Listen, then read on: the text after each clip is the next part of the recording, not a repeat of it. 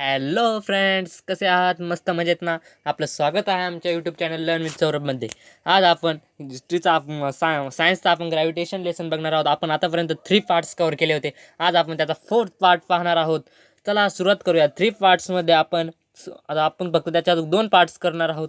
हा आणि 5th पार्टमध्ये आपण लेसन पूर्ण फिनिश करणार आहोत ग्रॅव्हिटेशन. आतापर्यंत आपण ग्रॅव्हिटेशन बघितलं होता, सेंट्रिपिटल सेंट्रिफ्युगल फोर्स बघितला होता, केप्लर्स लॉ बघितले होते, यूनिवर्सल लॉ ऑफ ग्रेविटेशन बघितला होता, टाइडल फोर्स देखा था, न्यूमेरिकल्स भी देखे थे, अर्थ ग्रेविटेशन एक्सेलरेशन भी देखा था. हमने लास्ट लेक्चर में change with surface along the earth height देखे थे. आज हम थिंक अबाउट मतलब हमने चेंज विद डेप्थ तक कवर किया था. आज हम मास एंड वेट देखेंगे, एक न्यूमेरिकल्स देखेंगे, फ्री फॉल देखेंगे और एक न्यूमेरिकल्स देखेंगे. बस इतना ही आज देखेंगे और अगला पार्ट में हम लेसन पूरा फिनिश कर देंगे. चलो शुरुआत करते हैं.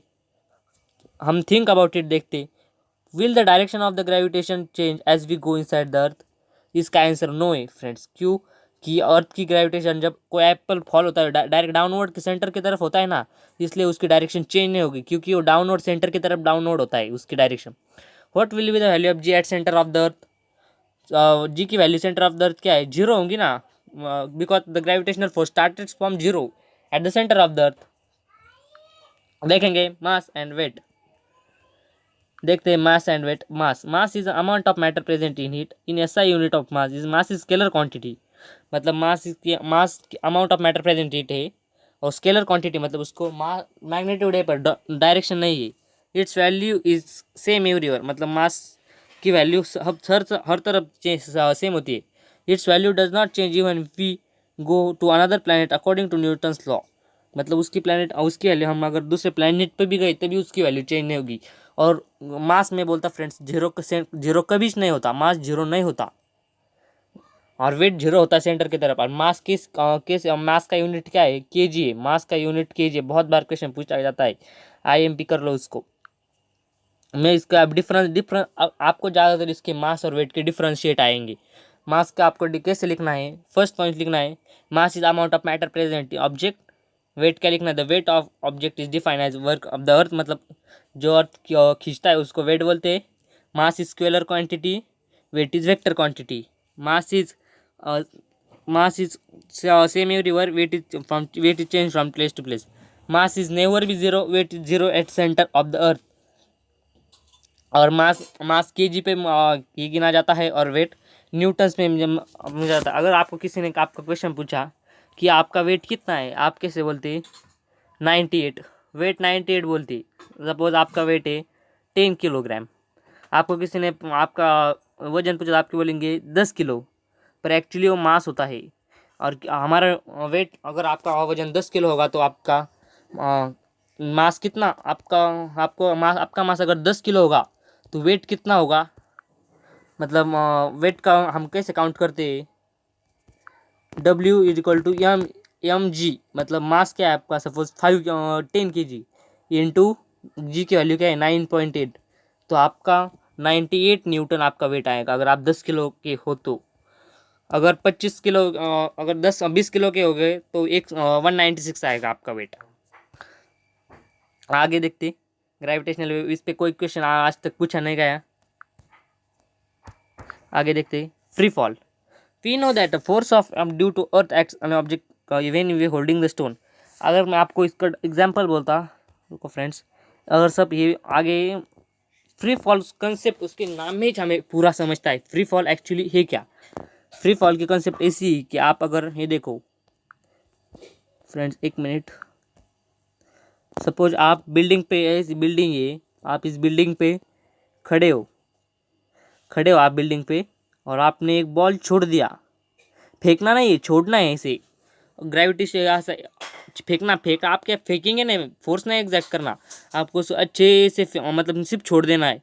तो नीचे आएगा और उसको फ्री फॉल बोलेंगे. मतलब उसको क्या बोलेंगे? पर आपको लगता होगा उस पर हमारा फोर्स नहीं होगा, उस पर एक फोर्स एक्ट करता होगा. कौन सा? ग्रेविटेशन. इसलिए वो नीचे जा रहा है. तो उसकी डिफाइन कैसे करेंगे? The force the object falls under the influence of gravity alone, it is said that it is in free fall. मतलब एखादा ऑब्जेक्ट नीचे आ रहा है फक्त सिर्फ ग्रेविटी के इन्फ्लुएंस में, और उस पर एक ही ये कर रही है, उस पर एक ही फोर्स एक्टिंग कर रहा है, वो भी ग्रेविटेशन. तब आप बोलने का कि वो ये कि फ्री फॉल में मतलब उसको ग्रेविटेशनल फोर्स अगर अगर आपने फेंका तो वो फ्री फॉल केस नहीं होगी। फ्री फॉल में आपकी इनिशियल वेलोसिटी हमेशा जरूर रहेंगी। मतलब ये इनिशियल वेलोसिटी कैसे काउंट की जाती है, यू से इनिशियल वेलोसिटी काउंट की जाती है। अगर आपने फेंका ही नहीं तो इनिशियल वेलोसिटी कैसे बढ़ेंगी, इनिशियल वेलोसिटी जीरो ही रहेंगी। मतलब इनिशियल वेलोसिटी में कोई भी चेंज ना आएगा, कुछ भी नहीं। Thus the release to is from initial velocity of the object is zero goes on increasing। जब आप उसको ऐसे छोड़ते हैं तब उसकी वेलोसिटी इंक्रीजिंग होती जाती है और नीचे जाता है।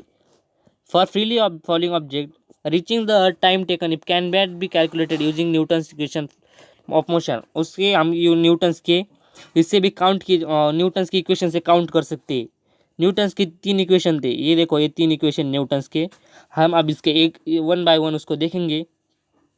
आपको सिर्फ इतना ही ध्यान में रखना है कि जब एक आधा ऑब्जेक्ट नीचे फॉल होता है अंडर इन्फ्लुएंस ऑफ ग्रेविटी के अलोन, अकेला ग्रेविटी अट्रैक्ट करती है, उसको हम फ्री फॉल बोलते हैं। और फ्री फॉल में इनिशियल वेलोसिटी जीरो होती है और इट इंक्रीजिंग बढ़ते जाती है और force act thus the fall possible is vacuum. उसका एक एग्जाम्पल इधर दिया है वैक्यूम। मैं आपको रुको फ्रेंड्स, मैं आपको उसकी डेफिनेशन मार्क्स कर देता हूँ। उसकी डेफिनेशन कहाँ पे है, for free fall object is zero. आप ही ढूंढ, अब मैं नहीं ढूंढ, इधर दिख नहीं रहे अच्छे से। हाँ तो आप देख रहे हैं, डू यू नो अब the value of G is same of all objects place on the earth thus any object.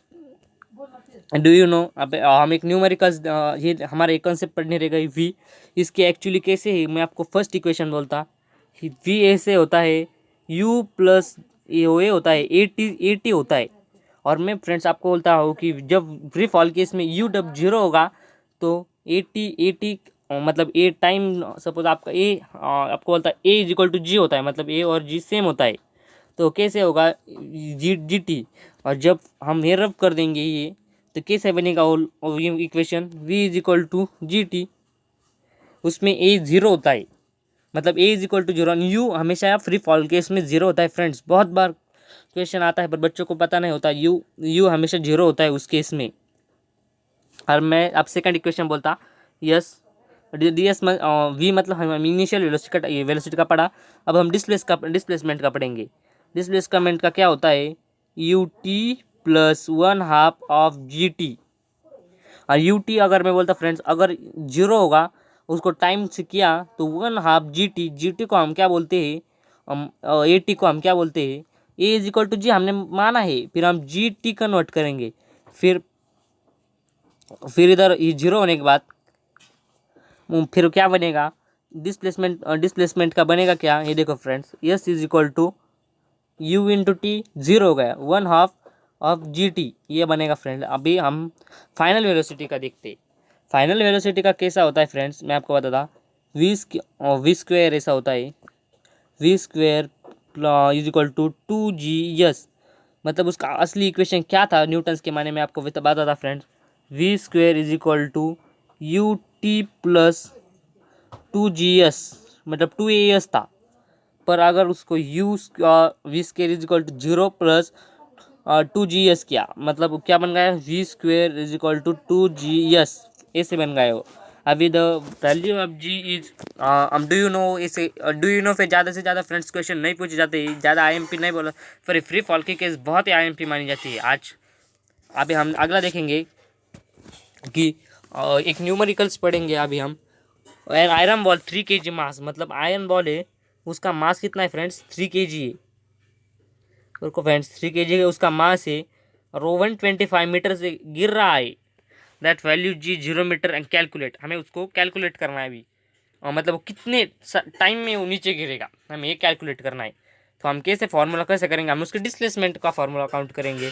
तो कैसा होगा, 1 minute friends, S is equal to, हमने लास्ट टाइम फार्मूला क्या देखा था कि जी टी स्क्वेयर, मतलब जी टी स्क्वेयर और यस क्या है 125 और जी क्या है उधर दिया गया है 10 दिया गया है। फिर हम उसको वन हाफ होता है उधर फार्मूले में।